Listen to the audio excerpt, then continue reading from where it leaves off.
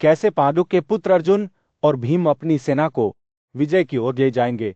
अपने तीरों को बीज की तरह खेत में बिखेरेंगे। आप हाथियों को बड़े हाथियों की तरह देखेंगे। सूर्य अभी हस्तिनापुर राज्य में अस्त होने लगा था। भीड़भाड़ वाली सड़कों पर एक गर्म नारंगी चमक छा रही थी। कादर धृतराष्ट्र अपने कक्षों में बैठे थे। उनका मन अपने बेटे दुर्योधन के भाग्य की चिंता और चिंता में डूबा हुआ था।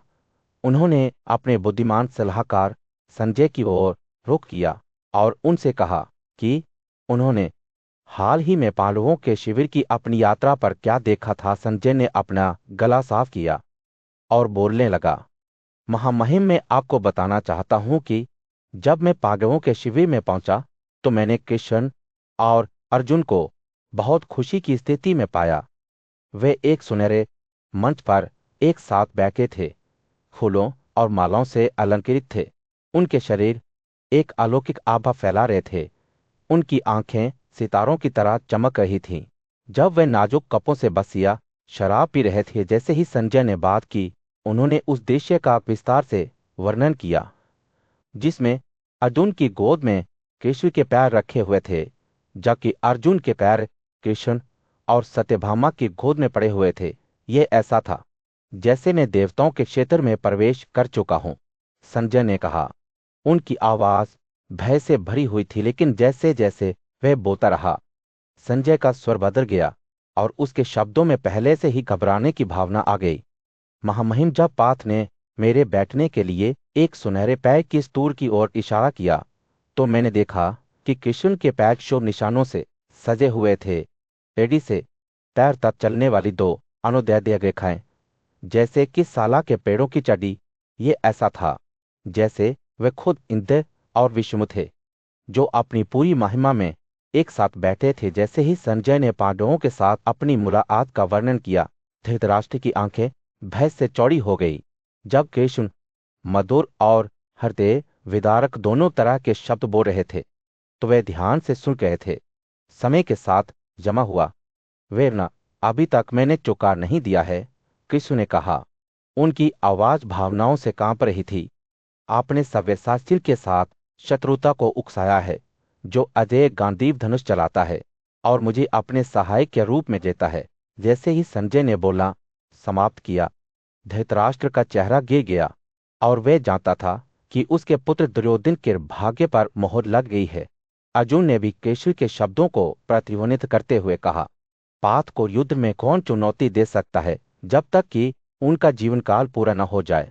जो मुझे पराजित करने में सक्षम है, वे वास्तव में पृथ्वी को दो बाहों से पकड़ने में सक्षम है और क्रोध में सभी सृजित चीजों को खा जाता है। राधा स्तब्ध मौन में बैठा, उसका मन संजय के शब्दों के बोझ से कांप रहा था। जब पांडवों और कौरवों के बीच बड़ा युद्ध क्षितिज पर मंडरा रहा था तो कौरवों का भाग्य अनिश्चित रूप से अधर में झटका हुआ था। हस्तिनापुर के शाही दरबार में राजा धृतराष्ट्र चिंतन में बैठे थे। उनका मन एक गंभीर चिंता से भारित था।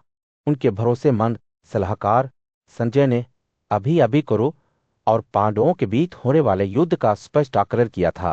राजा की आंखें, जो उनके ज्ञान के लिए जानी जाती थीं, दोनों पक्षों के गुण और दोषों पर विचार करते हुए गहराई से देख रही थी। ध्यानपूर्वक विचार विमर्श के साथ धृतराष्ट्र ने दोनों सेनाओं की ताकत और कमजोरियों को बारीकी से गिना। उन्होंने खेल में दैवीय शक्तियों को समझने की कोशिश की, ये जानते हुए कि इस संघर्ष का परिणाम केवल मानव कौशल से अधिक होगा। एक पिता के रूप में जीत की उनकी इच्छा केवल अपने बेटों की भलाई के लिए उनकी चिंता से मेल खाती थी।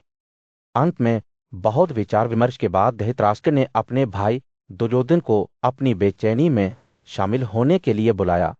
इस चिंता ने चिंता से भरी उनकी आवाज ने मुझे दिन रात खा लिया है। मैं इसे स्पष्ट रूप से देख रहा हूं, जैसे एक भूत हम सभी पर मंडरा रहा है। वह रुक गया, अपने विचारों को इकट्ठा करते हुए। आगे बढ़ने से पहले धृतराष्ट्र ने कहा, अग्नि के प्रति कृतज्ञता के रूप को याद करते हुए, जिसने हमारे राज्य को खंडवा जंगल की आग से बचाया। धृतराष्ट्र ने कहा, मुझे विश्वास है कि भगवान इस युद्ध में अर्जुन की सहायता करेंगे और माता पिता के प्रेम और भक्ति से उनका मार्गदर्शन करते हुए धर्म और अन्य दिव्य प्राणी पांडवों की सहायता के लिए आगे आएंगे। उनके शब्द पूर्वाभास की भावना से भरे हुए थे। जैसे ही वे बोल रहा था, राजा की आंखों में गहरा दुख था। वे जानता था कि भीष्म, द्रोण और कृपा के नेतृत्व में उसकी अपनी सेनाएं जल्द ही पांडवों और उनके दिव्य सहयोगियों की एकजुट शक्ति का सामना करेंगी। स्वर्ग क्रोध से भर जाएगा। उसने भविष्यवाणी की अपने क्रोध में गड़गड़ाहट की तरह। इस विचार ने उसकी रीढ़ को एक कंपकपी भेज दिया। धृतराष्ट्र की नजर तब प्रेथा के पुत्र अर्जुन की ओर गई, जिसका पराक्रम पूरे देश में प्रसिद्ध था। उन्होंने युवा योद्धा के अविश्वसनीय कारनामों का वर्णन किया। एक बार में 500 तीर चलाने की उनकी क्षमता, जो दूसरों द्वारा अनदेखी थी, उनकी बेजोड़ शक्ति, जो कर्तव्यवीर की प्रतिद्वंद्वी थी, और उनका दिव्य धनुष गांडीव, जो लगभग अलौकिक लग रहा था। जैसे ही वे बोल रहे थे, राजा में एक अपरिहार्य भावना छा गई। उन्होंने देखा कि अगर शांति नहीं हुई तो कुरुओं के लिए एक भयानक विनाश की प्रतीक्षा की जा रही थी। भारी मन से धृतराष्ट्र ने युद्ध के बजाय पांडवों के साथ शांति के लिए अपनी प्राथमिकता की घोषणा की। मैं पांडवों को कुरुओं से अधिक शक्तिशाली मानता हूं, उन्होंने कहा। उनके शब्द दुख और त्याग से भरे हुए थे। उस क्षण उसकी चिंता का भार स्पष्ट हो गया। राजा की आंखें, जो कभी ज्ञान से चमकती थीं, अब चिंता से नीरस लग रही थीं। वे जानता था कि एक बड़ी आपदा आ रही है जो लोगों को खिला देगी। सूर्य हस्तिनापुर पर अस्त हो रहा था। भीड़भाड़ वाली सड़कों पर एक सुनहरा प्रकाश डाल रहा था। वह साम्पायन राजा धृतराष्ट्र के सामने खड़ा था, अपने बेटे दुर्योधन के शब्दों को याद कर रहा था।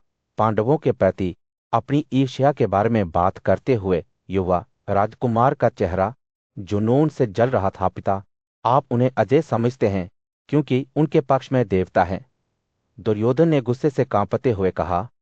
लेकिन मैं आपको बता दो, मैं उन्हें हरा दूंगा।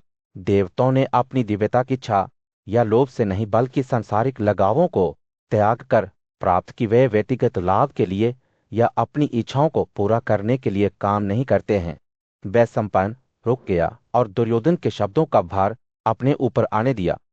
पहले व्यास और नारद जैसे बुद्धिमान ऋषियों के साथ साथ जमदग्नि के पुत्र राम ने भी हमें यह सच बताया था। उसने आगे कहा, देवता की इच्छा या क्रोध से कार्य नहीं करते हैं, न ही वे सांसारिक संपत्ति की लालसा करते हैं। अगर अग्नि, वायु, धर्म, इंद्र या अश्विन ने कभी ऐसा किया होता तो पांडव कभी भी संकट में नहीं पड़ते। धृतराष्ट्र की आंखें अपने बेटे के भावपूर्ण भाषण को सुनकर संकुचित हो गई। लेकिन तुम्हारी अपनी क्षमताओं के बारे में क्या दुर्योधन? उसने अपनी आवाज में संदेह का संकेत देते हुए पूछा। दुर्योधन का चेहरा आत्मविश्वास से चमक उठा। पिता, मैं देवताओं की तरह नहीं हूं, उसने कहा। मैं अपने लक्ष्यों को प्राप्त करने के लिए ईश्वरीय हस्तक्षेप या भाग्य पर भरोसा नहीं करता। मेरे पास वास्तविकता के ताने बाने को नियंत्रित करने की शक्ति है। अपने मंत्रों से मैं पृथ्वी और पहाड़ों को फिर से एकजुट कर सकता हूं, सबसे भयंकर तूफानों को भी शांत कर सकता हूं और पानी को मजबूत कर सकता हूं ताकि रथ और पैदल सेना उन पर चढ़ाई कर सकें। जब वे बोल रहे थे तो ऐसा लगता था कि दुर्योधन के शब्द अपना जीवन ले रहे हैं, हवा को शक्ति की आवाज से भर रहे हैं। मैं वह हूं जो देवताओं और असुरों दोनों के मामलों को गति देता है। उन्होंने आगे कहा, मेरे राज्य एक अभयारण्य है जहां प्राणी नुकसान से सुरक्षित हैं और मेरे आदेश पर आकाश बारिश की बौछारें बरसाता है। वह सम्पाय ने देखा कि दुर्योधन के शब्दों ने उसके पिता के चारों ओर विश्वास का एक जादू फैला दिया था। धृतराष्ट्र की अभिव्यक्ति बदल गई थी। उनकी आंखें अब अपने बेटे में एक नए विश्वास के साथ चमक रही थीं। धृतराष्ट्र ने दृढ़ संकल्प से भरी अपनी आवाज में वह सम्पायन की ओर रुख किया। मुझे बताइए संजय, उसने कहा, पांडवों की क्या योजना है? क्या वे वास्तव में मेरे बेटे की शक्ति से पराजित होंगे? वह सम्पायन ने सिर हिलाया। उसके होंठों पर एक छोटी सी मुस्कान खेल रही थी। हे राजा, मैं आपको बताऊंगा, उसने कहा, लेकिन पहले हम क्या सुने। कुरुक्षेत्र युद्ध के बीच एक महत्वपूर्ण क्षण सामने आया जब आदिरथ का पुत्र कर्ण धृतराष्ट्र के सामने खड़ा हुआ। अर्जुन का सामना करने के लिए तैयार था, लेकिन इससे पहले कि यह कराव शुरू हो पाता कर्ण ने अपनी बात रखी। उनकी आवाज दृढ़ विश्वास और कर्तव्य की भावना से भरी हुई थी। महान राजा कर्ण ने कहा, मुझे पता है कि मैंने राम से ब्रह्मास्त्र को झूठे बहाने से प्राप्त किया था। उन्होंने मुझसे कहा था कि जब मेरी घड़ी आएगी तो मैं इसका उपयोग करना भूल जाऊंगा, लेकिन इस बड़े अपराध के बावजूद गाम का अभिशाप हरकत था, और तब से मैंने अपनी बहादुरी और भक्ति से उन्हें प्रसन्न किया है। ब्रह्मास्त्र मेरा है और अभी भी मेरे पास इसकी शक्ति है। भीष्म के नेतृत्व में एकत्र हुए कुरुओं ने कर्ण के शब्दों को भय और चिंता के मिश्रण के साथ देखा। बुद्धिमान बुजुर्ग कर्ण के पास पहुंचे। उनकी आंखें जांचने संकुचित थी। आप क्या कहते हैं, हे कर्ण? भीष्म ने पूछा। आपका समय आने पर आपकी बुद्धि पर बादल छा जाते हैं। क्या आप नहीं जानते कि जब मुखिया मारा जाएगा तो बाकी लोग उनका अनुसरण करेंगे? आपने कृष्ण को अपने बगल में रखते हुए अर्जुन द्वारा खंडव वन को जलाने के बारे में सुना होगा। अपनी महत्वाकांक्षा को शांत करना और तर्क को सुनना आपके लिए बुद्धिमानी होगी। कर्ण ऊंचा खड़ा रहा, उसकी आवाज अधिक रही और उसने भीष्म के शब्दों का जवाब दिया, मुझे पता है कि मैं कृष्ण के आशीर्वाद से लैस अर्जुन का कोई मुकाबला नहीं कर सकता, लेकिन मैं पीछे नहीं हटूंगा। मैं इस चुनौती का सामना करूंगा, और जब मैं विजयी हो जाऊंगा तो मैं आपको और हमारे राजा को अपने पराक्रम से जीते गए ऐ क्षेत्र दूंगा। भीष्म की अभिव्यक्ति संदेहपूर्ण हो गई। उनकी आवाज व्यंग्य से टपक रही थी, क्योंकि उन्होंने जवाब दिया, कर्ण, आपकी बुद्धि वास्तव में आपके समय के करीब आने पर धुंधली हो गई है। आप भूल जाते हैं कि जब अर्जुन सुदर्शन चक्र का उपयोग करेगा तो इंद्र का अपना उपहार भी टूट जाएगा और राख हो जाएगा। कर्ण का चेहरा शांत रहा, लेकिन उसकी आंखों में संदेह की एक झलक दिखाई दी। वह जानता था कि भीष्म सच बोल रहे थे, फिर भी उन्होंने हार मानने से इनकार कर दिया। मैं अपने हथियार डाल देता हूं, कर्ण ने घोषणा की, लेकिन मैं वादा करता हूं कि इस युद्ध के समाप्त होने के बाद मैं दरबार में लौटूंगा और खुद को एक बार फिर साबित करूंगा। पृथ्वी के शासक मेरे कौशल को देखेंगे और आप दादी इसे प्रत्यक्ष रूप से देखेंगे। इन शब्दों के साथ कर्ण अपने साथियों के बीच बेचैनी का एक निशान छोड़कर दरबार से चले गए। भीष्म दुर्योधन की ओर मुड़े।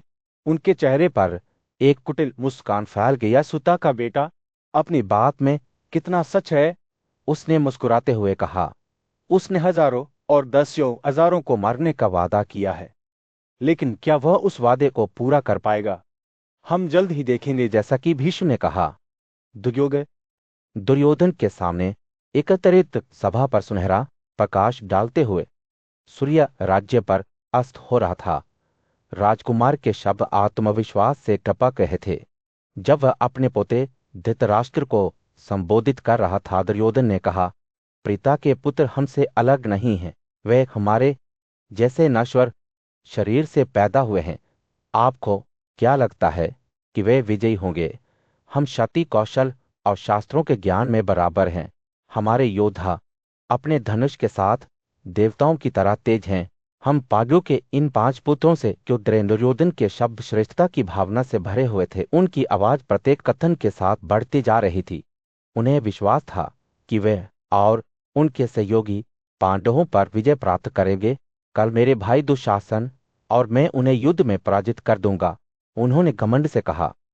फिर हम ब्राह्मणों को खुश करने के लिए भव्य बलिदान करेंगे। उन पर मवेशियों, घोड़ों और धन के उपहारों की बौछार करेंगे। विदुर हमेशा की तरह बुद्धिमान और सौम्य दुर्योधन की घोषणाओं को ध्यान से सुनता था। उसकी आंखें एक गहरी समझ रखती थीं, जैसे कि वह राजकुमार की आंतरिक पुत्र को देख रहा था।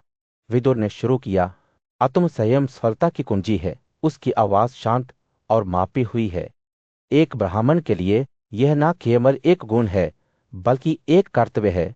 आत्म संयम का पालन करने से व्यक्ति दान, तपस्या, ज्ञान और वेदों का अध्ययन कर सकता है। विदुर के शब्द ज्ञान का एक चित्र बनाते हैं।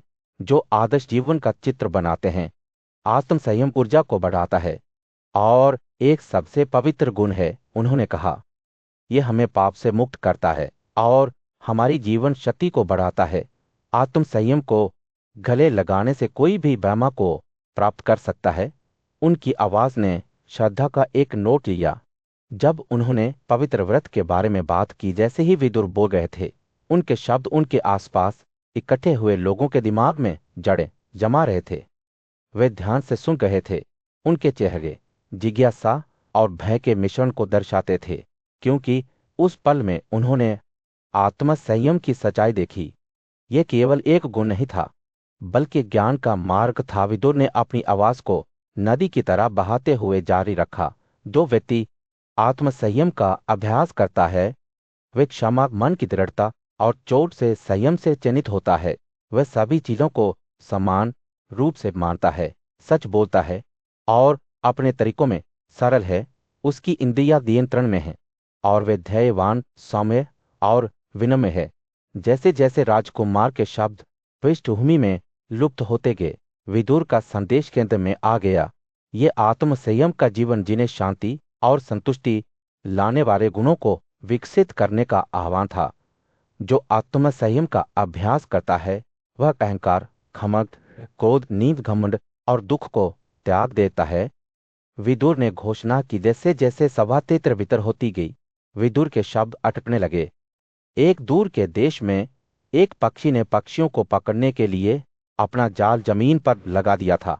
उसे आश्चर्य हुआ कि एक साथ रहने वाले दो पक्षी एक ही जाल में फंस गए। जब वे खुद को मुक्त करने के लिए संघर्ष कर रहे थे, तो पक्षी आसमान में ले गए, पृथ्वी से ऊपर उड़ रहे थे।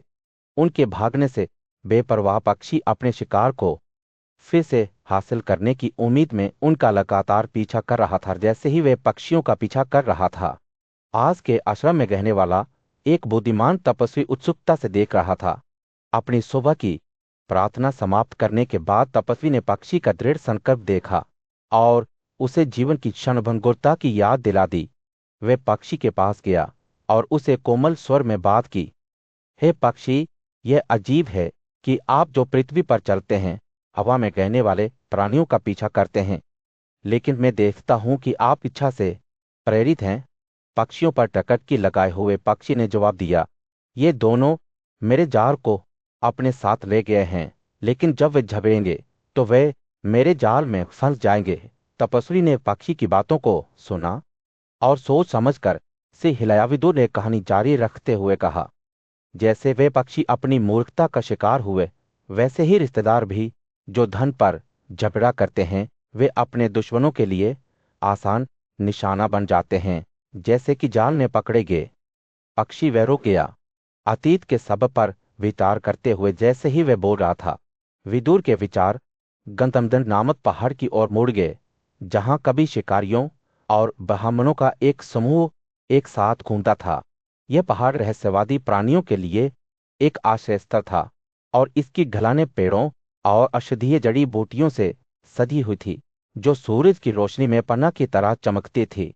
पहाड़ की ढलान पर एक गुफा में सोने के शहद का एक जार बैठा था, जिसकी सुरक्षा सांपों द्वारा की जाती थी, जिसका जहर मनुष्यों के लिए घातक हो सकता था। संकट से अनजान शिकारियों ने अपने लिए शहद चाहा था, लेकिन उनका लालच उनका पतन साबित हुआ। वह जिस जहर से बचने की कोशिश कर रहे थे, उसी से वे भस्म हो गए। विदुर ने इस कहानी और दुर्योधन के कार्यों के बीच समानताएं देखें, जिन्होंने आगे आने वाले खतरों को समझे बिना पूरी पृथ्वी को लुभाया। विदुर ने धृतराष्ट्र को संबोधित करते हुए कहा, आपका बेटा अर्जुन से भिड़ना चाहता है, लेकिन मुझे उस महान योद्धा पर विजय प्राप्त करने के लिए उसमें कोई ताकत या पराक्रम नहीं दिखता है। अर्जुन ने अकेले ही दुनिया को जीत लिया है और हमारे समय के महानतम योद्धाओं को भी पराजित किया है। विदुर के शब्द एक चेतावनी की कहानी थे, जो धृतराष्ट्र को याद दिलाते थे कि उनके बेटे के कार्यों के दूरगामी परिणाम होंगे। जैसे ही उन्होंने बोलना समाप्त किया, विदुर ने एक अंतिम चेतावनी दी, हे धृतराष्ट्र, युधिष्ठिर को अपनी गोद में ले लो और उनके शब्दों पर विचार करो। अंत में यह हथियारों की ताकत नहीं है, बल्कि देवताओं की इच्छा है जो जीत या हार का निर्धारण करती है। इन शब्दों के साथ विदुर की कहानी समाप्त हो गई। हस्तिनापुर के भव्य सभागारों में नेत्रहीन राजा धृतराष्ट्र गहन चिंतन में बैठे थे। उनके विचारों को उनके प्रिय पुत्र दुर्योधन ने ग्रहण कर लिया, जो एक ऐसे रास्ते पर चल रहे थे जो उन्हें एक विश्वासघाती रास्ते पर ले जाएगा। भारी मन से धृतराष्ट्र ने दुर्योधन से उनकी बातों पर ध्यान देने के लिए कहा, सोचिए बेटा, आपने जो रास्ता चुना है वह खतरे से भरा है। आप पांडवों से राज्य में उनके सही स्थान को छीनना चाहते हैं, लेकिन क्या आप नहीं देखते कि वे स्वयं 5 तत्वों की तरह हैं जो हमारे ब्रह्मांड के ताने बाने के लिए आवश्यक हैं। उनके गुण 5 तत्वों के रूप में हैं: पृथ्वी, जल, अग्नि, वायु और आकाश, जो सभी गतिशील और अचल चीजों को बनाए रखते हैं। अपने स्वयं के जीवन के बलिदान के बिना आप कुंती के पुत्र युधिष्ठिर को कभी भी पराजित नहीं कर पाएंगे, जो इस दुनिया में किसी भी अन्य गुणी व्यक्ति से अधिक चमकता है। कि दुर्योधन की जिद्दीपन एक पेड़ की तरह थी जो शक्तिशाली तूफान का सामना कर रहा था। उसने भीमसेन पर हमला किया, जो युद्ध में स्वयं यम की तरह मजबूत खड़ा था। गांधी के योद्धा अर्जुन को चुनौती देने की हिम्मत कौन करेगा, जो किसी भी अन्य योद्धा से अधिक चमकता था। आचाल का राजकुमार धृष्टद्युम्न एक ऐसी शक्ति था जिसके साथ गिना जाता था। उसके तीर आकाश से गरज की तरह उड़ते थे, और सात्यकी, जो अंतकों और वैष्णियों में सम्मानित योद्धा था, पांडवों के प्रति अपनी वफादारी में दृढ़ रहा। लेकिन केवल इन योद्धाओं ने ही दुर्योधन के कार्य को दुर्गम नहीं बनाया। कृष्ण कमल की आंखों वाले शक्ति और शक्ति में तीनों दुनियाओं को भी पार कर गए। उनकी उपस्थिति किसी भी प्रतिद्वंद्वी के खिलाफ तराजू को कम करती प्रतीत होती थी, जिसमें उनके भतीजे धनंजय भी शामिल थे। वासुदेव, जिन पर अर्जुन भरोसा करते थे, प्रकृति की एक शक्ति थे जिन्हें रोका नहीं जा सकता था, और वे अधिक से धृतराष्ट्र के शब्द दुख से भर गए जब उन्होंने अपने बेटे से उन लोगों की सलाह सुनने का आग्रह किया जो उन्हें अच्छा चाहते थे। भीष्म, वह महान योद्धा, ज्ञान के प्रकाश स्तंभ की तरह खड़े थे, दुर्योधन को धर्म की ओर ले जाते थे। और द्रोण, कृपा, विकर्ण और राजा वाहनिका का क्या वे भी धृतराष्ट्र की तरह ही गुरुओं के प्रति अपनी वफादारी में दृढ़ थे। लेकिन यह केवल शब्द नहीं थे जो पांडवों के पराक्रम के बारे में बताते थे। विराट में युद्ध की स्मृति अभी भी बनी हुई थी, जहां दुर्योधन की अपनी सेनाएं उसकी आंखों के सामने पराजित हो गई थी। और अर्जुन का क्या, जिसने अकेले ही असंभव को हासिल कर लिया था। पांडव एकजुट होने पर क्या हासिल करेंगे? धृतराष्ट्र के शब्द हवा में ऐसे लटके जैसे किसी प्यार करने वाले की प्रार्थना हो। इतिहास के एक महत्वपूर्ण क्षण के बीच वह सम्पायन धृतराष्ट्र के सामने खड़ा हुआ और संजय से युद्ध के मैदान में घटित घटनाओं को याद करने के लिए कहा। बुद्धिमान राजा की जिज्ञासा बढ़ गई और उसने अनुरोध किया कि वासुदेव के भाषण के बाद अर्जुन द्वारा बोले गए शब्दों को संजय उसके साथ साझा करें। संजय ने अपनी कहानी शुरू करते हुए कहा कि वासुदेव के शब्दों को सुनने के बाद अर्जुन ने महान योद्धा के सामने अपनी भावनाओं को व्यक्त करने का अवसर लिया था। उन्होंने कौरवों की ओर से लड़ने के लिए एकत्र हुए राजाओं के नाम सूचीबद्ध करते हुए कहा, हमारे दादा धृतराष्ट्र, द्रोण, कृपा और कर्ण, वे सभी मृत्यु की दहलीज पर खड़े हैं।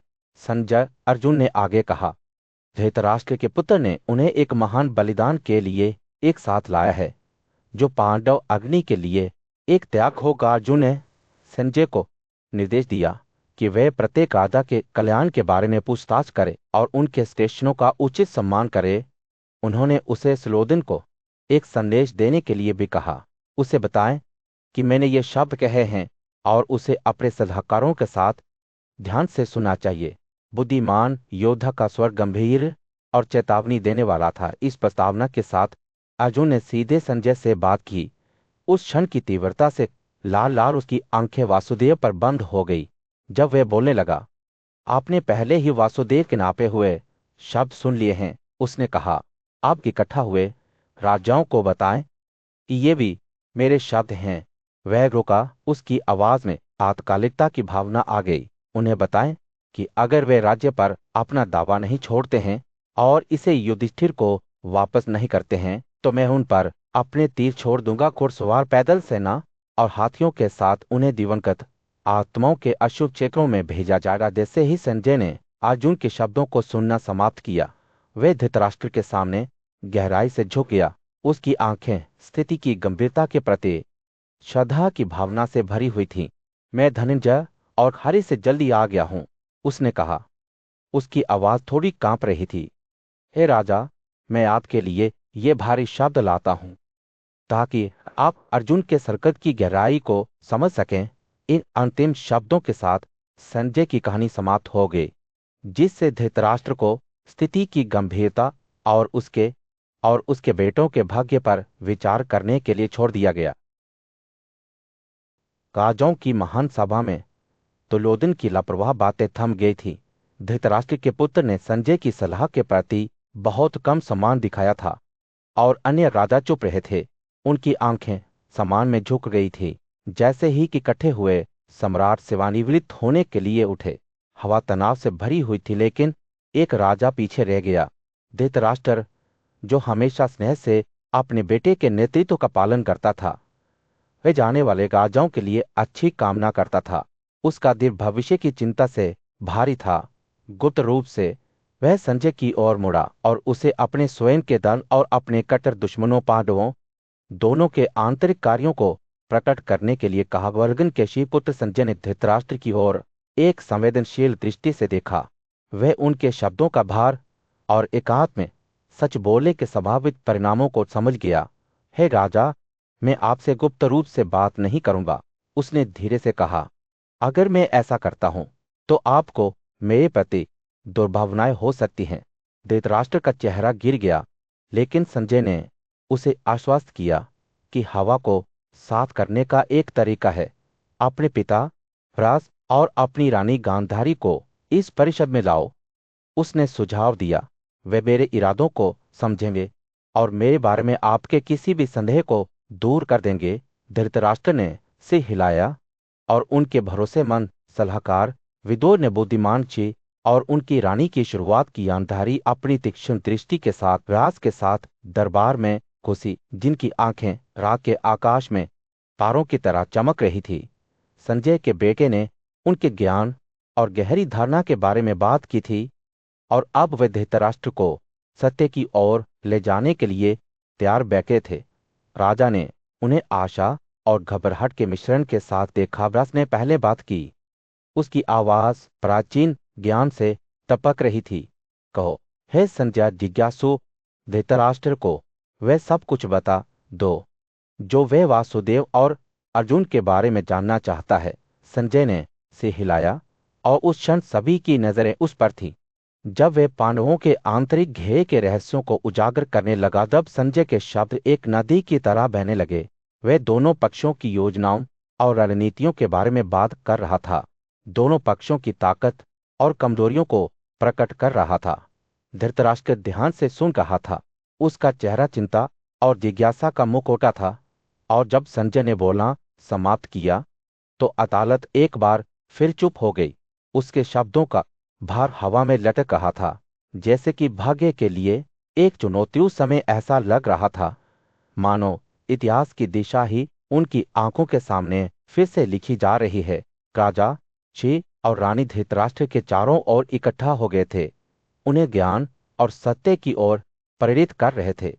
और ग्वल्गिन के बुद्धिमान पुत्र संजय केंद्र में खड़े थे। उनके शब्द दो दुनियाओं के बीच एक सेतु थे। युद्ध के मैदान के बीच में संजय राजा धृतराष्ट्र के सामने खड़े थे। उनकी आवाज अराजकता के बीच एक हल्की हवा थी। वे दोनों अर्जुन और वासुदेव आकाश में चमकते हुए दो सूर्यों की तरह हैं। उन्होंने शुरू किया। उनके शब्द श्रद्धा के साथ टपकते हुए। उनका बंधन पूर्ण समानता का है, क्योंकि उन्होंने नश्वर क्षेत्र को पार कर लिया है। उनका जन्म भाग्य द्वारा निर्धारित नहीं था, बल्कि उनकी अपनी स्वतंत्र इच्छा से किया गया। एक विकल्प था। वासुदेव के डिस्कस के बारे में बात करते हुए संजय की आंखें वर्तमान क्षण से परे नजर आती थीं। यह शक्तिशाली उपकरण अपनी उज्ज्वल ऊर्जा के साथ अपनी इच्छानुसार विभिन्न रूपों को ले सकता है और कौरवों के लिए लगभग अदृश्य है। इसकी शक्ति क्रूर शक्ति में नहीं बल्कि भ्रम की सूक्ष्म कला में निहित है। जैसा कि संजय ने कहा, उनके शब्दों ने हवा में घूमते हुए डिस्कस की छवियों को चित्रित किया, जिससे उसके पीछे आश्चर्य का निशान छोड़ गया। राजा की जिज्ञासा बढ़ गई और उसने संजय से पांडवों के बारे में और अधिक बताने के लिए कहा। धृतराष्ट्र ने कहा, हे संजय, मुझे बताएं कि उनकी ताकत और कमजोरियां क्या हैं। संजय जानबूझकर मुस्कुराए। उनकी आवाज भय का स्वर ले रही थी। अगर पूरे ब्रह्मांड को जनार्दन के खिलाफ तौला जाता तो भी जनार्दन भारी पाया जाता। उसकी शक्ति ऐसी है कि वह केवल एक विचार से ब्रह्मांड को राख कर सकता है, फिर भी ब्रह्मांड संभवतः उसे पराजित नहीं कर सकता। जैसे ही संजय ने बात की, उनके शब्दों ने कृष्ण की आकृति के इर्द गिर्द आश्चर्य और श्रद्धा की एक झलक बिखेर दी। जहां भी सच्चाई, सद्गुण, विनम्रता या सादगी रहती है, वहां गोविंद भी होता है, और जहां भी कृष्ण रहते हैं, सवता अवश्य मिलती है। संजय की कहानी सुनकर राजा की आंखें चौड़ी हो गई, क्योंकि उन्होंने उसमें उस अंधेरे के बीच आशा की एक झलक देखी जिसने उनके परिवार को भस्म कर दिया था। संजय ने आगे कहा, उनकी आवाज कहानी के परिदृश्य में घूमती हुई एक कोमल धारा है। जनार्दन अपने भव्य खेल में पांडवों को केवल मोहरे के रूप में उपयोग करते हुए आसानी से पृथ्वी आकाश और आकाश का मार्गदर्शन करते हैं, और हालांकि वे दुनिया को धोखा दे रहे हैं, यह सब उनकी दिव्य योजना का हिस्सा है। राजा के विचार भावनाओं की गड़बड़ी थे। जब उन्होंने संजय के शब्दों को सुना, भय, आश्चर्य और शायद आशा की एक झलक भी संजय की कथा युद्ध के मैदान की गहराई में खिलते कमर की तरह थी। केश और समय वेतेहु और स्वयं ब्रह्मांड के स्वामी अदृश्य रूप से चलते हैं। उनकी शक्ति हर अणु के माध्यम से प्रवाहित होती है। राजा को ऐसा लगा जैसे वह एक दिव्य नृत्य देख रहे हों, जिसमें संजय मास्टर कोरियोग्राफर के रूप में हों। जैसे ही कथाकार के शब्द समाप्त हुए, राजा चुप हो गया। जो कुछ उसने सुना था, उसके निहितार्थ से उसका मन हिल गया। हस्तिनापुर में सूर्य अभी अभी अस्त होने लगा था और राज्य पर एक गर्म नारंगी चमक छा रही थी। नेत्रहीन राजा धृतराष्ट्र अपने कक्षों में बैठे थे, अपने सलाहकारों की फुसफुसाहट से घिरे हुए थे। उनका मन परेशान था, पांडवों के साथ होने वाले युद्ध से भार था। उन्होंने अपने भरोसेमंद सलाहकार और दोस्त संजय की ओर रुख किया और मार्गदर्शन मांगा। तुम माधव को ब्रह्मांड के परम भगवान के रूप में कैसे जानते हो? धृतराष्ट्र ने जिज्ञासा से भरी अपनी आवाज में पूछा, और मैं उन्हें इतने प्रकाश में क्यों नहीं देख पा रहा हूं? बोलने से पहले संजय की आंखें चिंतन में डूबी हुई थीं। महामहिम, ऐसा इसलिए है क्योंकि आपके पास ज्ञान की कमी है, क्योंकि आप अज्ञानता से घिरे हुए हैं। उसने धीरे से कहा, केवल ज्ञान की शक्ति से ही कोई केशव को देख सकता है जो मधु का हत्यारा है, क्योंकि वह वास्तव में क्या है? स्थूल, सूक्ष्म और कारण का मिलन, सभी का निर्माता, फिर भी वो खुद को बढ़ाता है। धृतराष्ट्र की भौहें उलझन में पड़ गई। यह आपका क्या विश्वास है संजय? मैं कैसे केशव को देखने आ सकता हूं जैसे आप करते हैं? संजय की आंखें दृढ़ विश्वास से चमक उठी। मैंने सांसारिक इच्छाओं और दैत्य के गुणों की खोज को छोड़ दिया है, उसने कहा। शास्त्रों के अध्ययन से मुझे जनार्दन का ज्ञान हुआ है, और इसी ज्ञान ने मुझे अज्ञान से मुक्त किया है। धृतराष्ट्र के विचार अपने ही पुत्र दुर्योधन की ओर मुड़ गए, जो तर्क को सुनने के लिए जिद्दी इनकार करने के लिए जाना जाता था। राजा की आवाज तेज हो गई जब वह बोल रहा था, संजय, आप एक भरोसेमंद दोस्त हैं। मैं आपसे विनती करता हूं, जनार्दन ऋषिकेश से सुरक्षा प्राप्त करें। शायद मेरे बेटे के लिए अपने तरीके बदलने में बहुत देर नहीं हुई है, लेकिन दुर्योधन अपने पिता के शब्दों से विचलित नहीं हुआ। भले ही केशव और अर्जुन दोस्ती में एकजुट हो, उसने कहा, मैं फिर भी उसके अधीन होने से इनकार कर दूंगा। मैं कभी भी देवकी के दिव्य पुत्र के सामने नहीं झुकूंगा। धृतराष्ट्र की पत्नी गांधारी कमरे में घुसी। उसकी आंखें क्रोध से जल रही थी। तेरे इस दुष्ट बेटे ने अपने बड़ों के ज्ञान को अस्वीकार कर दिया है, और जो कुछ भी अच्छा है उसे छोड़ दिया है, उसने कहा। उसकी आवाज दुख से कांप रही थी। धृतराष्ट्र ने आ भरी अपने बेटे की, जिससे हार गए। लेकिन व्यास बुद्धिमान ऋषि जो उनका मार्गदर्शन करने आए थे, उन्होंने हस्तक्षेप किया। सुनो हे राजा, उन्होंने धीरे से कहा, संजय को स्वयं केशव की ओर से दूत के रूप में भेजा गया है। यदि आप संजय को खुले दिल से सुनेंगे तो वह आपको मोक्ष की ओर ले जाएगा। राजा के विचार अंदर की ओर मुड़ गए और वह जानता था कि व्यास सच बोल रहे हैं। उन्होंने संजय को नए सम्मान के साथ देखा और पूछा, मुझे बताइए संजय। हस्तिनापुर राज्य में सूर्य ने अभी अभी अस्त होना शुरू किया था, जिससे परिदृश्य पर एक गर्म नारंगी चमक दिखाई दे रही थी। धृतराष्ट्र अंधे राजा अपने सिंहासन पर बैठे थे। उनकी आंखें चिंता में डूबी हुई थीं। वे गहरे विचार में थे।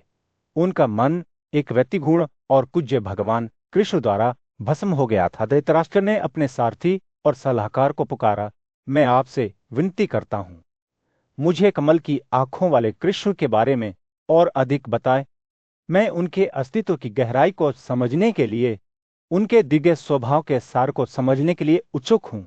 संजय एक बुद्धिमान और विद्वान व्यक्ति अपने होठों पर मुस्कान का संकेत देते हुए राजा के पास गया। महाराज, संजय ने शुरू किया, मैंने आपको पहले भी भगवान कृष्ण के बारे में कई कहानियां सुनाई हैं, लेकिन अगर आप और जानना चाहते हैं तो मैं कुछ ऐसे नामों का वर्णन करूंगा जिनसे वे जाने जाते हैं।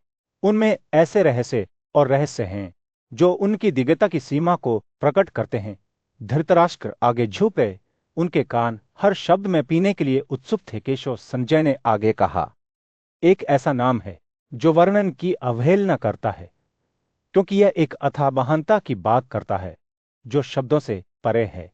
फिर भी अन्य नाम हैं जो उनके असीम स्वभाव की बात करते हैं। वासुदेव भ्रम के पर्दे वाले सभी प्राणियों का आवरण, विष्णु सर्वव्यापी माधव मुनि जो एकाग्रता और योग अवशोषण का अभ्यास करते हैं।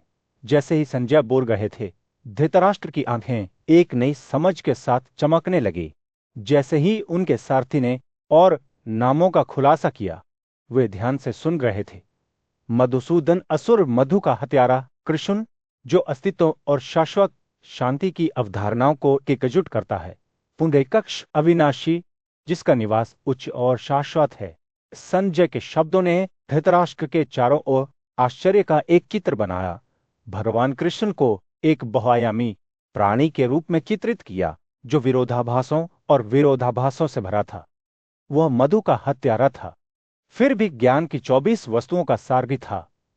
सभी मनुष्यों की शरण, फिर भी वह भी जो प्राणियों को अपनी शक्ति से धोखा देता है ताकि वे अवास्तविक रूप से वास्तविक दिखाई दें। जैसे जैसे रात गहरी होती गई, धृतराष्ट्र का मन भय और श्रद्धा से भर गया। वह जानता था कि उसने भगवान कृष्ण के रहस्यों की सतह को केवल खोज कर दिया है, लेकिन वह अपने अस्तित्व की चमक में आनंदित होने के लिए संतुष्ट था। संजय ने बोलना समाप्त किया और राजा की आंखें कृतज्ञता से भरी हुई उनकी ओर मुड़ गईं। संजय, धृतराष्ट्र ने खुसखुसाते हुए कहा, मैं आपके शब्दों के लिए आभारी हूं। अब मुझे पता चल गया है कि भगवान कृष्ण केवल एक व्यक्ति नहीं है, बल्कि स्वयं दिव्य की अभिव्यक्ति हैं।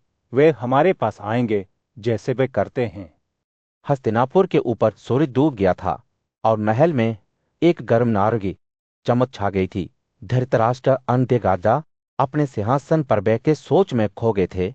उनके सलाहकार संजय उनके सामने खड़े थे, अपने स्वामी के शब्दों का इंतजार कर रहे थे। राजा की आवाज उत्कंठा से भरी हुई थी।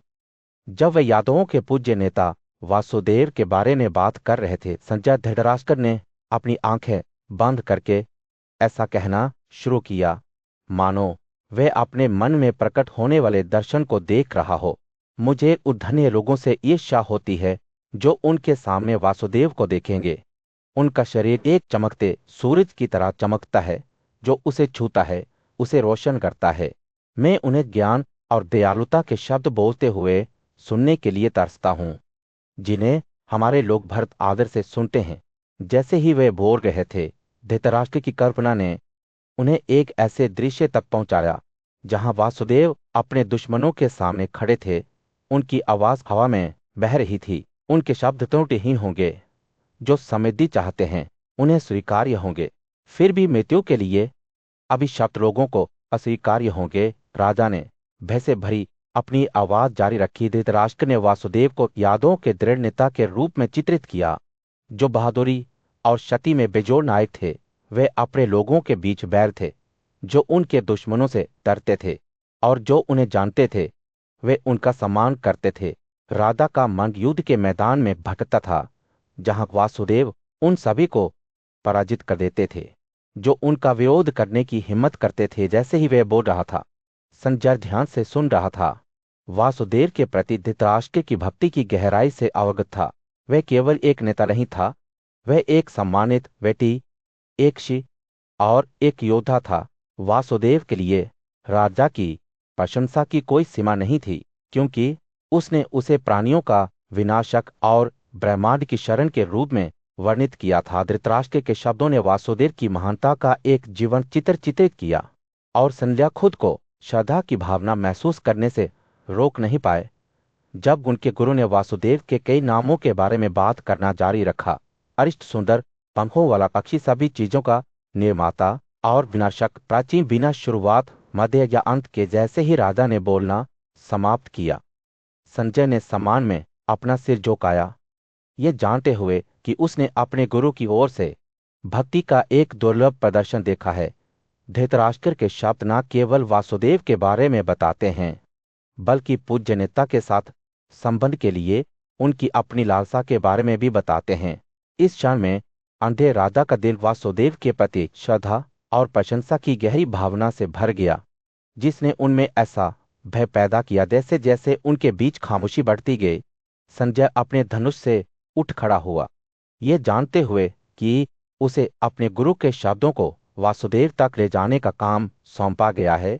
पूज्य नेता के प्रति धृतराष्ट्र की भक्ति को व्यक्त करने के विचार ने उसे जिम्मेदारी और उद्देश्य की भावना से भर दिया। पृथ्वीपुत्र के बीच जन्मेजय की जिज्ञासा बढ़ गई, क्योंकि वह पांडव शिविर से संजय के जाने के बाद हुई घटनाओं को समझने की कोशिश कर रहा था। वह एक पूज्य ब्राह्मण वह सम्पायन की ओर मुड़ा और उसे कहानी सुनाने के लिए कहा। वह सम्पायन ने न्यायप्रिय राजा युधिष्ठिर और दासरथ वंश के दिव्य राजकुमार कृष्ण के बीच बातचीत का वर्णन करते हुए अपनी कथा शुरू की। जब वे एक साथ खड़े थे, तो युधिष्ठिर ने कृष्ण से उन्हें आने वाले खतरे से बचाने का अनुरोध किया। युधिष्ठिर ने कहा, हे मित्रों के प्रति समर्पित, अब समय आ गया है कि मित्र अपनी निष्ठा दिखाए। इस संकट की घड़ी में मुझे आपके अलावा कोई और व्यक्ति नहीं दिखाई देता जो हमें बचा सके। आपकी सुरक्षा पर भरोसा करते हुए हे माधव, हमने निर्दयता से दुर्योधन से अपना सही हिस्सा मांगा है, जो गर्व और अहंकार में डूबा हुआ है। अमधु के हत्यारे कृष्ण ने अपनी विशिष्ट शांति के साथ जवाब दिया, मैं यहाँ हूँ, शक्तिशाली सशस्त्र, मुझे बताएं कि आप क्या कहना चाहते हैं, क्योंकि आप जो चाहे मैं उसे पूरा करूंगा। युधिष्ठिर ने तब संजय के जाने के बाद हुई घटनाओं का वर्णन किया। उन्होंने बताया कि कैसे उनके चाचा धृतराष्ट्र ने संजय को दूत के रूप में भेजा था, और कैसे संजय के शब्द धृतराष्ट्र के सच्चे इरादों को दर्शाते थे। युधिष्ठिर ने कहा, संजय हमारे चाचा के लिए दूसरे व्यक्ति की तरह है।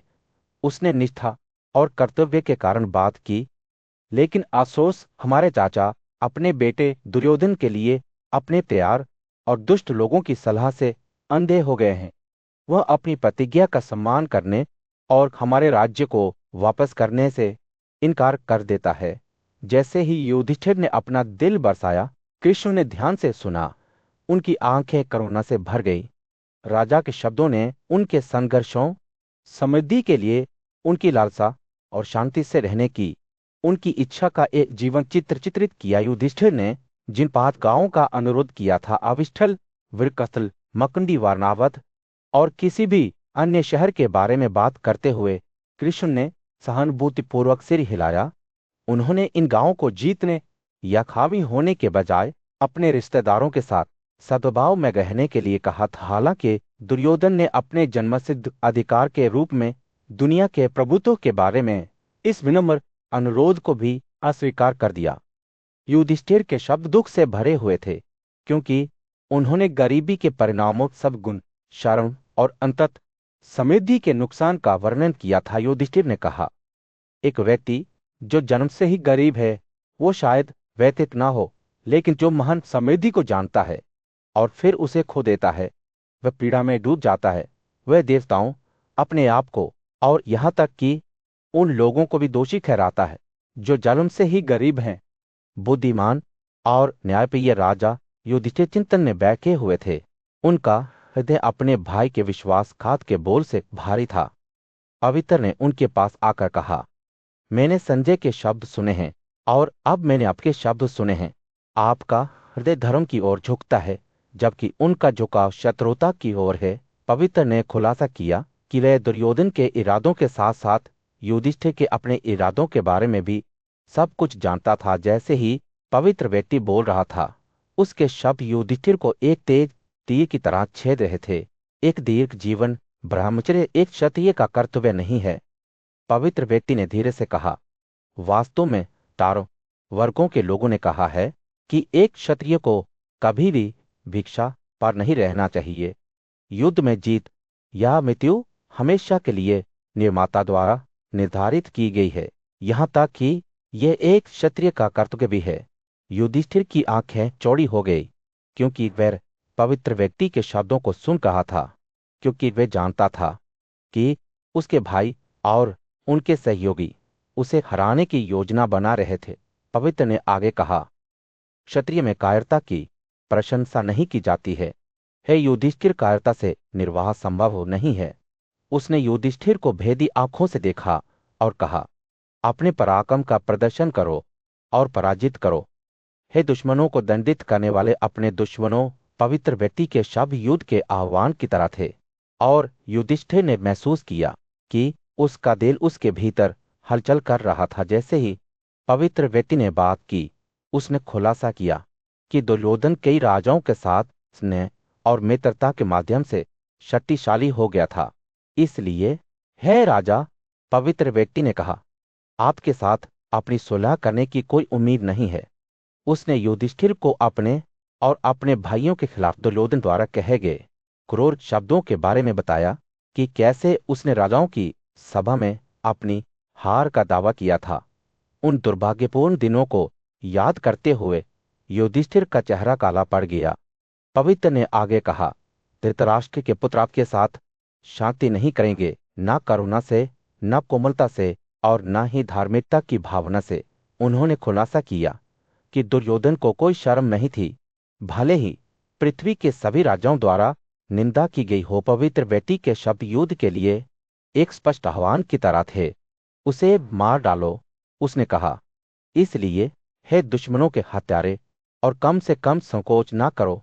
युधिष्ठिर ने पवित्र व्यक्ति के शब्दों को सुनकर दृढ़ संकल्प के साथ अपना दिल महसूस किया। वह जानता था कि उसके पास अपने अधिकार के लिए लड़ने के अलावा कोई विकल्प नहीं था। जैसे ही पवित्र व्यक्ति ने बोलना समाप्त किया, उन्होंने खुलासा किया कि वे कुरुओं के पास जाएंगे और युधिष्ठिर के हितों का त्याग किए बिना शांति बनाने का प्रयास करेंगे। उथल पुथल के बीच भीम कृष्ण के सामने खड़ा था। उसकी आवाज तात्कालिकता से भरी हुई थी। बोलो, ए मधु के हत्यारे, उसने विनती की शब्दों में, जो हमारे दुश्मनों कुरुओं को शांति लाएगा, उन्हें युद्ध की धमकी न दें, क्योंकि दुर्योधन का क्रोध एक उग्र आग है जो अपने रास्ते में सभी को भस्म कर देती है। अपने चेहरे भाई के स्वभाव का वर्णन करते हुए भीम की आंखें चिंता से जलने लगी। दुर्योधन पाप से पैदा हुआ है, उसका दिल कोयले की तरह काला है। वह समृद्धि के गर्व से नशे में है और हमारे परिवार के प्रति शत्रुतापूर्ण है। हमेशा क्रूर शब्दों से हमारी निंदा करता है। उसका क्रोध आसानी से शांत नहीं होता है और वह विचार करने के लिए बहरा है। ऐसे व्यक्ति के साथ शांति एक तूफान को शांत करने की कोशिश करने के समान है। यह असंभव लगता है। जैसे जैसे भीम बोलता गया, उसकी आवाज और भी नीरस होती गई। हम एक समय में कुरुओं के साथ सद्भाव में रहते थे। हमारे दिन आनंद और खुशी से भरे हुए थे। लेकिन दुर्योधन के क्रोध ने हमें विनाश के कगार पर ला दिया है। जैसे शरद ऋतु के अंत में आग से जंगलों को जलाया जाता है, उससे पहले 18 राजाओं ने अपने रिश्तेदारों, दोस्तों और रिश्तेदारों को नष्ट कर दिया था। एक भयानक अनुस्मारक की बुराई हर युग में पैदा होती है। जो कुछ भी अच्छा है उसे नष्ट करने की धमकी देता है। कृष्ण ने ध्यान से उनकी अभिव्यक्ति को सुना, जिससे पढ़ा नहीं जा सकता था। भीम ने आगे कहा, दुर्योधन का जन्म काली के उदय के समान है। वह काली देवी जो अपने साथ विनाश लाती है। हमें उन्हें कड़वे शब्दों से नहीं बल्कि कोमल शब्दों से संबोधित करना चाहिए और उनके दिल से सद्गुण और लाभ की भाषा में बात करनी चाहिए। हम सभी अपने परिवार को नष्ट होते देखने के बजाय विनम्रता से उनके आगे झुकना पसंद करेंगे। युधिष्ठिर ने सहमति में से हिलाते हुए भीम के शब्दों को दोहराया। अर्जुन भी युद्ध के खिलाफ था। सभी जीवित प्राणियों के प्रति उसकी करुणा उसके चेहरे की रेखाओं में स्पष्ट दिखाई देती थी। आइए हम यह न भूलें कि हम अभी भी भाई हैं। भीम ने कृष्ण से विनती की, आइए हम शांति लाने की कोशिश करें, भले ही यह हमारे लिए अपमान का अर्थ हो। हमारे परिवार को नष्ट होते देखने से बेहतर कुछ भी नहीं है। जैसे ही सूर्य क्षितिज के नीचे डूबता है, सभा पर एक सुनहरा प्रकाश डालता है। भीम के शब्द एक चुनौती की तरह हवा में लटक जाते हैं।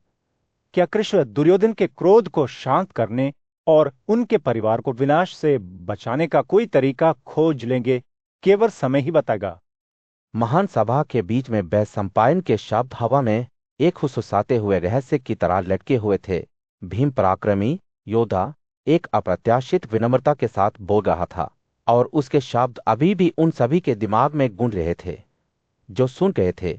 लेकिन केशव, राम का छोटा भाई, केवल कोमलता से प्रभावित नहीं था। वह गर्मियों के दिन गरित की तरह जोर से हंसा जब उसे अपना धनुष सारंग आसानी से चलाया। जैसे ही वह बोल रहा था, केशव के शब्द उस हल्की हवा की तरह थे जिसने आग को आग में बदल दिया। भीम, आप जो हमेशा एक योद्धा रहे हैं, धृतराष्ट्र के दुष्ट पुत्रों को कुचलने की इच्छा रखते हैं। मैं ये क्या सुन रहा हूँ? आप जिन्होंने अनगिनत रातें आगे पीछे करते हुए बिताए हैं, आपका दिल गुस्से से जल रहा है। आप शांति की बात करते हैं। केशव के शब्द एक चुनौती की तरह थे। भीम की हिम्मत की परीक्षा। भीम का चेहरा गर्म हो गया जब उसे याद आया कि उसने कितने युद्ध लड़े थे, कितने शत्रुओं को पराजित किया था। उसने अपने भाइयों से उस शपथ को याद किया जो उसने अपने भाइयों से की थी कि वह दुर्योधन को अपनी गधे से मारेगा, और फिर भी अब वह शांति की बात कर रहा था। केशव के शब्द चाकू की तरह गहरे कट गए जो कवच को काटता है। जैसे ही भीम खामोशी में बैठा, उसका मन यादों और संदेहों से दौड़ रहा था। केशव बोलता रहा, आपका दिल परेशान है भीम, मैं आपकी आंखों में देख सकता हूं। आप हर जगह शकुन देखते हैं, आसन्न विनाश के संकेत। शायद यही कारण है कि आप शांति चाहते हैं। केशव के शब्द एक हल्की बारिश की तरह थे जो सूखी पृथ्वी को शांत करती है। लेकिन भीम को पता था कि वह अपने संदेह में अकेला नहीं था। उसके भाई अर्जुन और नकुल भी परेशान थे। उनके दिल दुख से भारी थे, और इसलिए केशव ने फिर से अपनी आवाज हथियार उठाने की आवाज की तरह सुनाई, उठो हे भरत, निराशा के आगे मत झुकना। तुम एक क्षत्रिय हो, योद्धाओं से पैदा हुए योद्धा हो। तुम्हारे लोगों को अब पहले से कहीं अधिक तुम्हारी जरूरत है। जैसे ही शब्द हवा में लटक रहे थे, भीम को अपने भीतर एक चमक महसूस हुई। उसे अपने कर्मों, अपनी शक्ति और साहस की याद आ गई, और वह जानता था कि अब वह लड़खड़ा नहीं सकता। एक नए दृढ़ संकल्प के साथ वह अपने पैरों पर खड़ा हो गया। उसका दिल एक उग्र संकल्प से जल रहा था। सभा देख रही थी कि भीम ऊंचा खड़ा था। उसकी आंखें आग से जल रही थी जो बुझ नहीं पाएगी। वह योद्धा नहीं था जिसने शांति की बात की थी। वह एक बार फिर शक्तिशाली दिन था जो दुश्मनों को दबाता था। और उस क्षण जो सुनता था, वह जानता था कि आगे की लड़ाई भयंकर और बहुत दूर होगी। गर्मागर्म बहस के बीच भीम, हमेशा क्रोधित योद्धा, अचानक एक अग्निमय घोड़े की तरह जाग गया जो युद्ध में उतरने के लिए तैयार था। उसका क्रोध सतह के नीचे उबल रहा था, और वासुदेव के शब्दों ने उसे आग लगा दी थी। अच्युत भीम ने अपनी आवाज नीची और डरावनी करते हुए कहा, मुझे कुछ कहना है, लेकिन आपको लगता है कि आप मुझे खुद से बेहतर जानते हैं। वह रुक गया, उसकी आंखें गुस्से से चमक उठी। आप मुझे युद्ध में आनंद लेने वाला मानते हैं, लेकिन यह पूरी तरह से सच नहीं है। मेरा कौशल बेजोड़ है, और मैंने इसे बार बार युद्ध के मैदान में साबित किया है। भीम के शब्द दुख और गर्व के मिश्रण से भरे हुए थे, जैसे कि वह अपने दोस्त द्वारा गलत समझा गया हो। उन्होंने आगे कहा, शायद आप मुझे वैसे नहीं जानते जैसे आप सोचते हैं कि आप जानते हैं। जैसे कोई झील में तैरता है, बिना इसकी गहराई को जाने उनकी आवाज व्यंग्य से टपकती है, लेकिन सतह के नीचे एक गहरा दर्द उबलता हवा में तनाव फैल गया, क्योंकि भीम की बातें अदर में लटकी हुई थी। वासुदेव अनजाने में एक तंत्रिका को छू गए थे, और अब उनके कार्यों के परिणाम उनके सामने एक तूफानी समुद्र की तरह प्रकट हो रहे थे। मुझसे किस तरह के अशोभनीय शब्दों में और कौन बात कर सकता था? भीम ने एक चुनौती की तरह अपनी आवाज बुलंद करते हुए कहा। भीम का क्रोध स्पष्ट था, और ऐसा लगता था कि वह किसी भी समय वासुदेव पर अपने क्रोध का पूरा प्रकोप फैला देगा। लेकिन इसके बजाय उसने उस शक्ति का उपयोग करने का फैसला किया, इसे अपने बेजोड़ कौशल के प्रदर्शन में लगाया। हे कृष्ण, उसने कहा।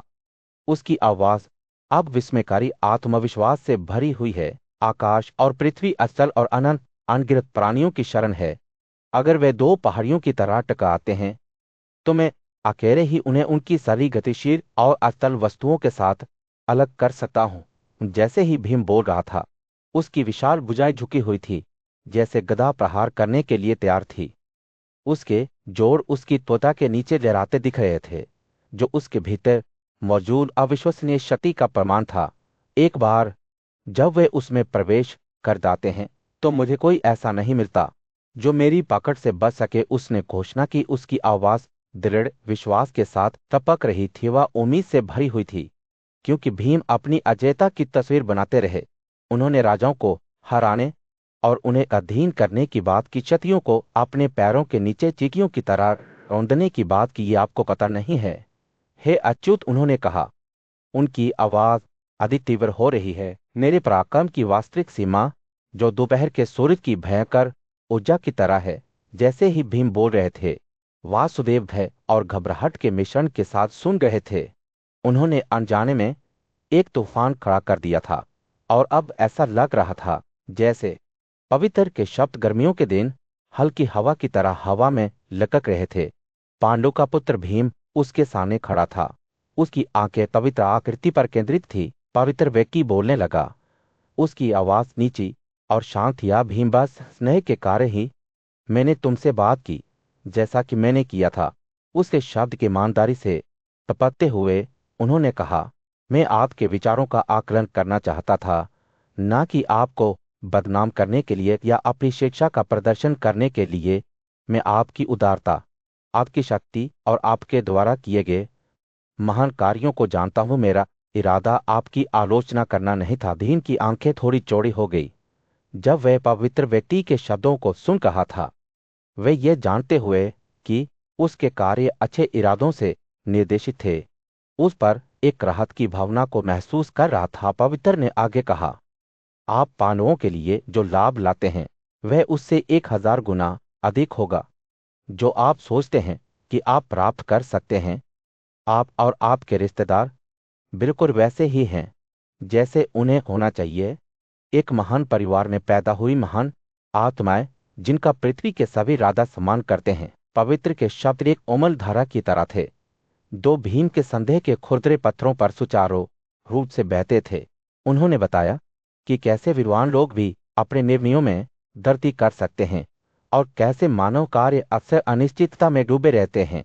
हमारे कर्मों के परिणाम हमारे इरादे के विपरीत हो सकते हैं। उन्होंने कहा, यहाँ तक कि सुनियोजित कार्यों को भी प्रोविडेंस द्वारा विफल किया जा सकता है, लेकिन नियति और परिश्रम के संयोजन के माध्यम से ही हम अपने लक्ष्यों को प्राप्त करते हैं। भीम ध्यान से सुन रहा था। उसका मन साफ हो रहा था, क्योंकि पवित्र व्यक्ति के शब्द उसके ऊपर बह रहे थे। वह यह जानते हुए कि वह इस महान प्रयास में अकेला नहीं था। उसके भीतर एक शांति की भावना महसूस कर रहा था। जीवन का उद्देश्य कार्य करना है, यह जानते हुए कि नियति और परिश्रम दोनों ही हमारा मार्गदर्शन करेंगे।